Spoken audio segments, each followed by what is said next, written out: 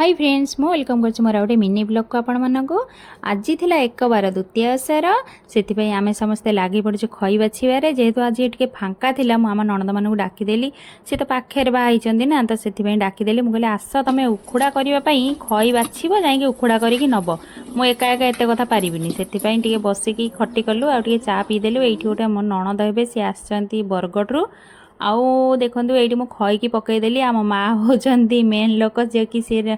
उखुड़ा करेंगे माँ पिला तो टे भलसे उखुड़ा करपारती आमे तो थिलु हेल्पर तांकर आमे टे खई फई बछा बछी करदेलु आ रंधा रंधी करके मिसी मासिकी खाईदेलु आम नानी जी थे नणद कि से पळे बोली बाहर थे आठी देखो राति होगला राति गला बोली चिलो शियाल को आम देदेलु आपण आड़े द्वितीय ओषा के सब करते मत कमेंट करी कहिबे मो वीडियोटी जदि आपण माने भल लागुतो please do like share and subscribe last पर्यंत देखि धन्यवाद। आ नेक्स्ट ब्लॉग रे आपण मानकु देखेबी आ सब कौन कौन हैला